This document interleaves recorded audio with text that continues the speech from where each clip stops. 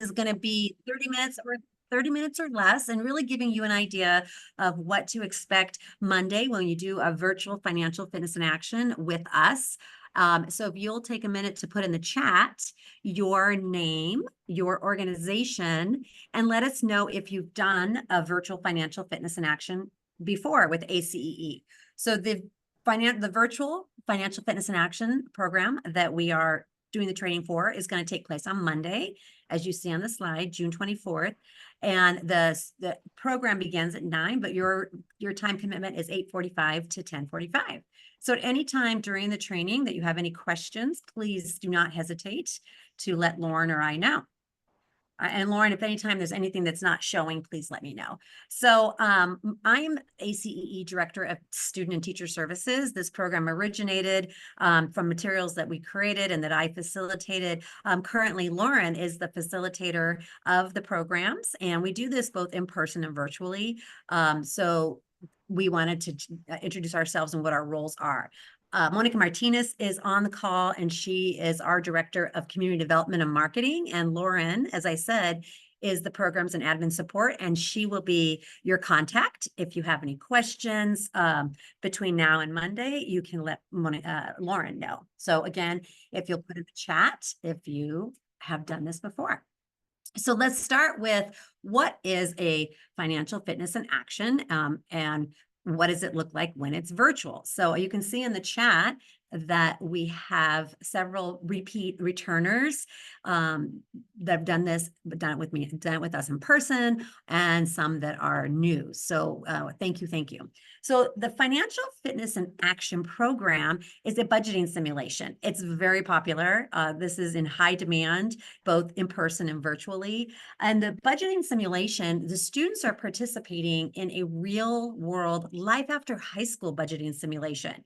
So it's not like a teenager's budget. They're given a profile of an adult full-time worker. So they're given an occupation. I'm going to use the example mail carrier. So every student has a unique occupation, and on their profile, and I'm going to show you an example in a moment, they are given a realistic salary. So they're told what the annual salary is, but more importantly, they're told what the net monthly salary is. So how much their income is to create a budget.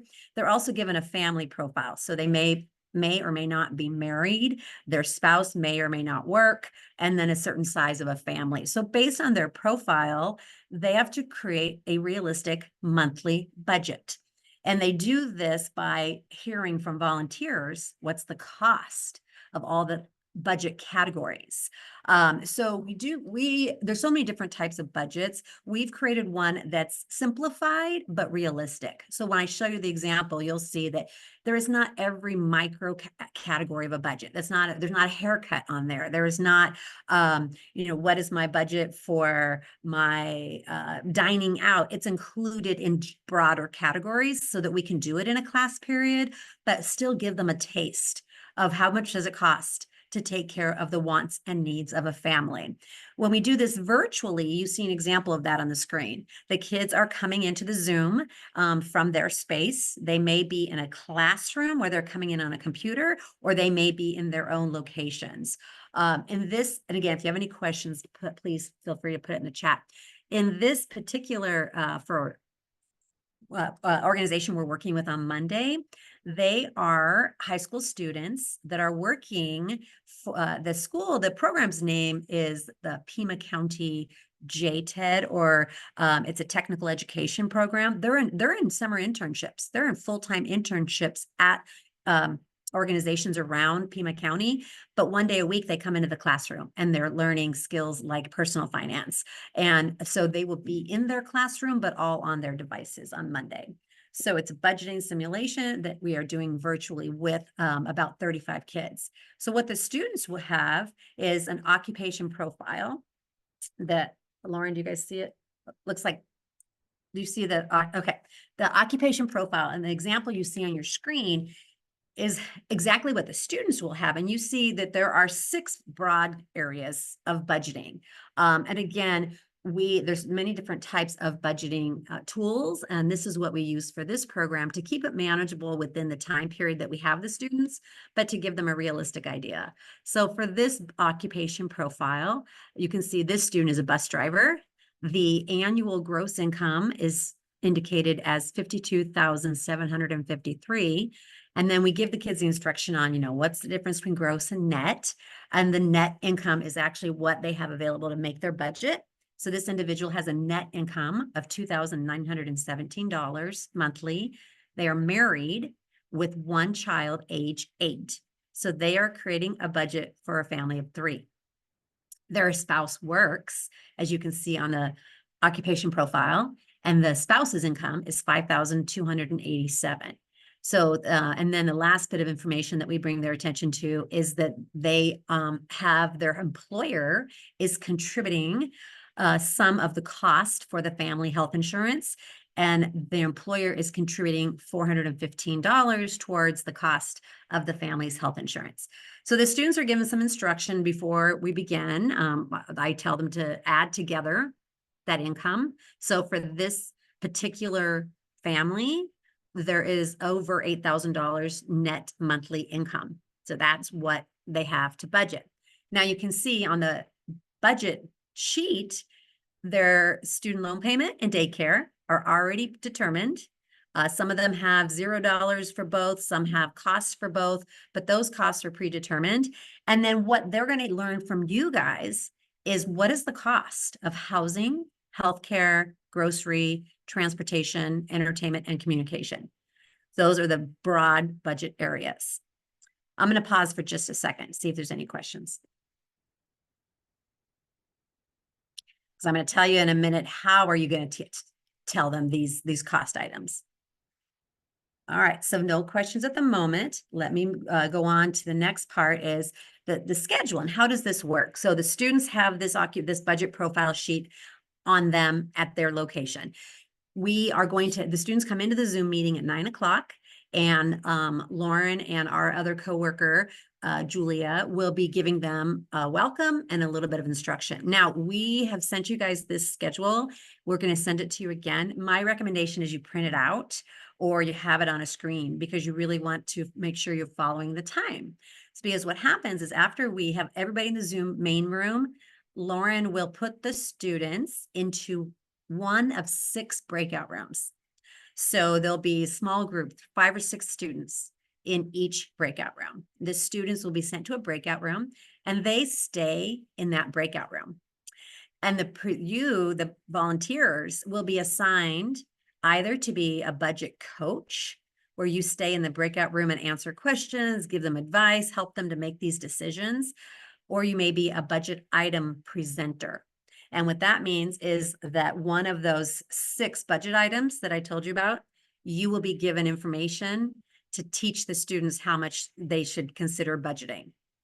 So there's 6 different budget items. That's why there's 6 breakout rooms. So the students and a budget coach are sitting in one of 6 breakout rooms. And the budget item presenters are moved to one of 6 breakout rooms, and you share your information with them. So I'm going to use the example of housing. So if I'm the housing presenter, Lauren's going to put me in a breakout room for that first budget item presentation. I have 12 minutes to teach them about the cost of housing, and we're going to provide the materials for you. You're going to share your screen. You're going to tell them the information, answer questions. At 9:20, we're going to move you to the next breakout room. So the students don't move and the coaches don't move, but they will hear a second presenter. And if I'm housing, she's going to move me to breakout room 2, and I'm going to do it again for 12 minutes to a different group of kids. At 9:33, I'm going to be done with that second group of kids. I'm going to be moved again to the 3rd breakout room. I'm going to do it again with the 3rd group of kids. Does this make sense? And each budget item presenter will do the same cost information, but 6 times to 6 different groups of kids. So you'll have 12 minutes with each of those groups. I'm going to pause again, see if there's any questions. We've done this for 4 years. It really works well. And the kids they engage, they have their cameras on, their teachers have coached them that this is required. And so it's really a small groups are a nice way for them to ask questions. Lauren, any questions right now? No questions in the chat. Okay, so keeping in mind that rotating schedule, I'm going to tell you that where your roles are, and we could not do this without volunteers because we can't be in every breakout room, and we want your expertise and your experience. So you will have one of two roles, and following this call by tomorrow morning, either later today or tomorrow morning, you'll get an email that tells you what your role is. So half of you will be a budget coach. So a budget coach is facilitating the group. So you'll be in a breakout room for the duration of the event, and you'll be working with that same group of kids. So you can introduce yourself, ask them to introduce themselves. You use the chat because they're going to be hearing the presentations, but use the chat to answer questions, ask them what their family size is, ask them how much money, remind them to be keeping track of what they're budgeting. So you will stay with the group of kids and help them keep track of the information. What you see on this screen here is an example of the budget cost information that's going to be presented to them. So as a budget coach, you'll have all the cost information so that if they heard housing and 20 minutes later they're hearing a different presentation, but they have a question about housing, as a budget coach, you'll have that information and you can help them out. And we'll also ask budget coaches to help the presenters keep track of time. Lauren will be giving you messages from the main room, but sometimes it's hard. You don't see those broadcast messages, and it's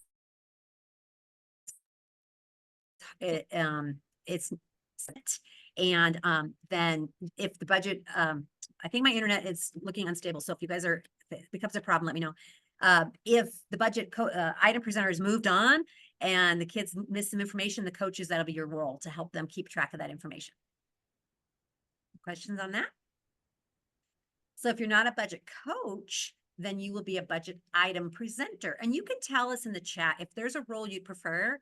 If you prefer to be a coach and stay in the breakout room, let us know. If there's one of those budget items you'd really like to present on, housing, healthcare, entertainment, you can let us know that too.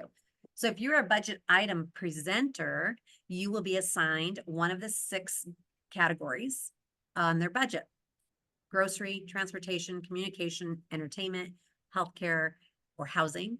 And you'll have that material sent to you by Lauren, and you'll share your screen with them and share that information with them. There's 3 cost options: a high, like luxury cost and you'll tell them what that would get them, a medium cost, and a lower budget cost.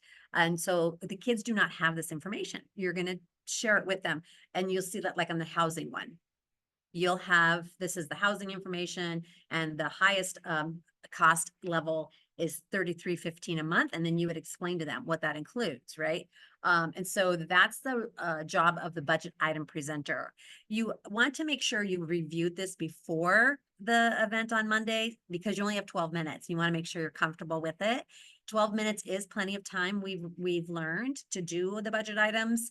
But we want to make sure that you have enough time to do that. You also can give them advice and just really engage with them, because they love to hear what adults think and what's your real experience. Some tips are: make sure that you have good audio and video, that you are in a place that's relatively quiet so the kids can hear you. You don't have a lot of background noise, right? Be prepared to work through the reality shock. Sometimes the kids think there is no way this costs that much, specifically like with housing and healthcare. And share your own experience with them and help them to really realize these are the real costs. These are kids that some of them are going into their senior year, and then they're going to be facing their own independence. And so it's really important to just have them realize that this is reality. Encourage them to ask questions. I don't think that'll be a problem. These are ambitious kids. They are in internships in their summertime. So I'm pretty sure they're going to be very engaged. But help them to realize that that's this opportunity is to ask questions, and feel free to ask them questions as well. So the day of details, please be in the Zoom by 8:45. At that time, Lauren and Julia will let you practice sharing your screen if you want to make sure that it's all working. They will remind you about the budget room rotation and answer any questions. But those are the day of details. Have your budget items ready as a file, ready to share. Print out that schedule maybe so that you've got that easy to track. And just have fun. Introduce yourself to the students when you're in the breakout rooms and just really kind of let them realize that you're there to just share your expertise and your knowledge with them. I'm going to pause here for any questions.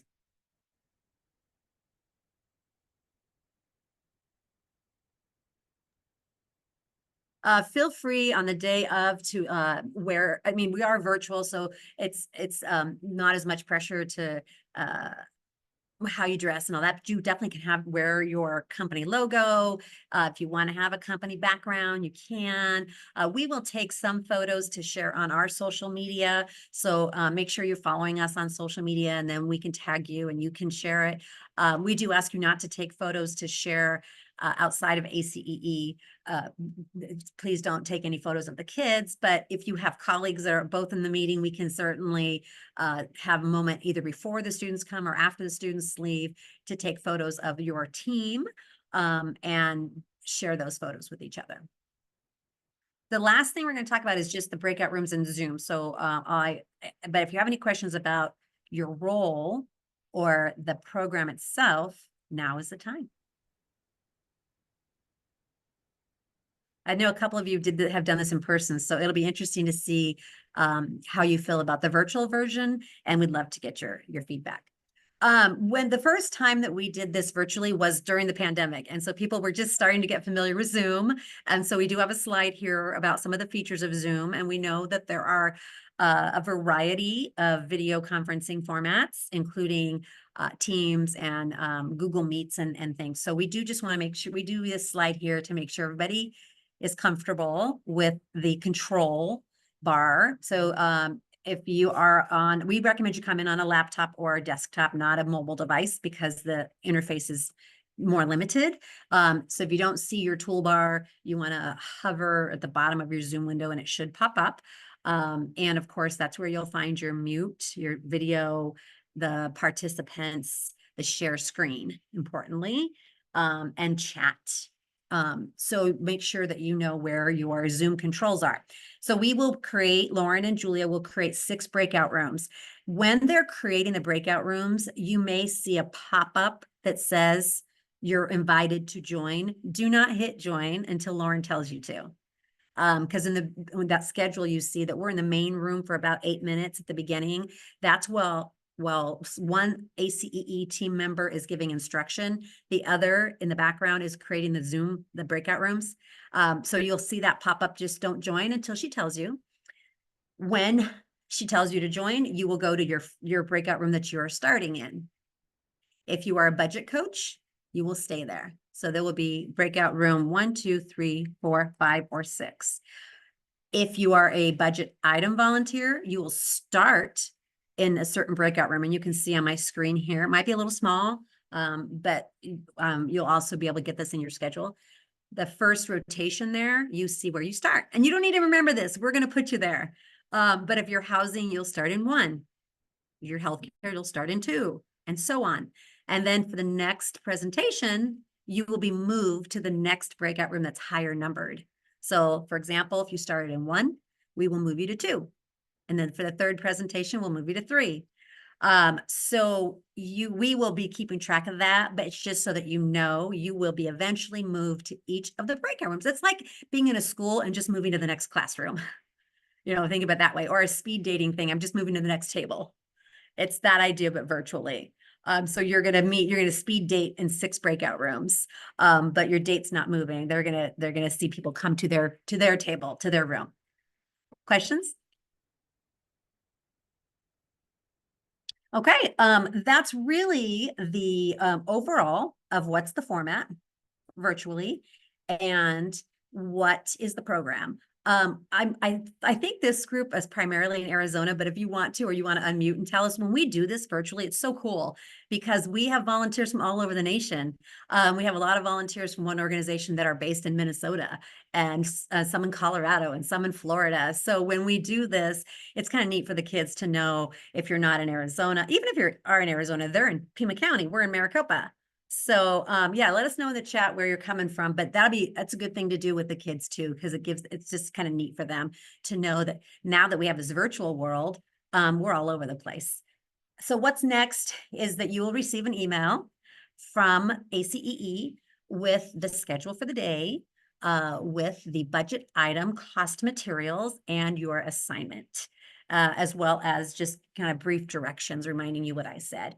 If you do not receive it by Monday morning, you want to let us know, because what we found sometimes is especially financial institutions, have a firewall, and certain things don't always get through their firewall. If you've already gotten emails from us, then obviously you're getting our emails.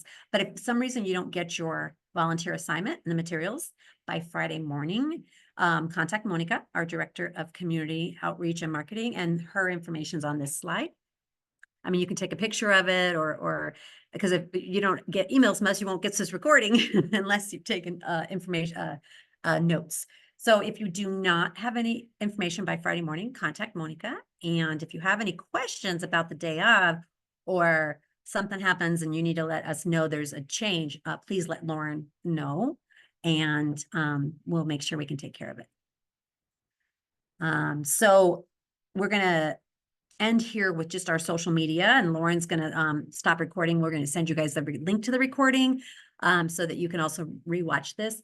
But if you're not already following us, we really encourage you to, because we tag a lot of our partners. We share everything that we do, and all of our supporters are commonly mentioned on our social media. So make sure you're following us.